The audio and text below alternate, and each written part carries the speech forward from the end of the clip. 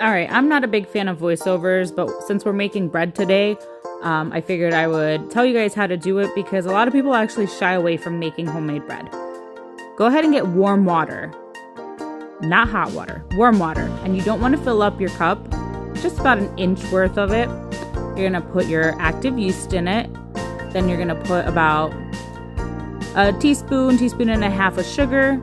Same with the flour. You're gonna mix it all up together and you're gonna let it sit for about 15 minutes. This is what it should look like once it's done. It should be almost to the top of the cup.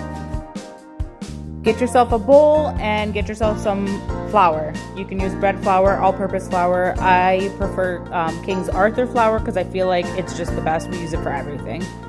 3 cups of it, and then you're gonna add some salt. And I can't tell you how much salt to use because I don't measure the salt, but you'll see.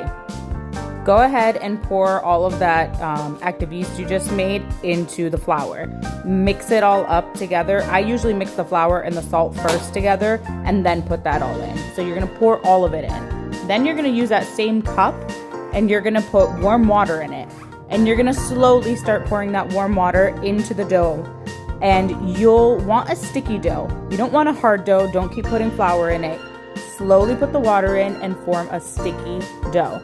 Then you'll put flour on a surface and you're gonna go ahead and knead it for a few minutes. Your dough does not have to be a perfect ball. This is where you're gonna put now a little bit of oil into a bowl and you're gonna put your dough in it, and this is where it's going to rise for the next hour. You're gonna cover it. If you can, cover it with a towel on top of it. You want it in a warm place. Today we had our windows open, so it's not really warm inside the house, but we were making soup, so I ended up putting it right next to the soup. Once that hour's gone by, you're gonna flour a surface and you're gonna take out the dough. As you can see here, it is still very sticky. You want it like that, because that's what's gonna make it not dense.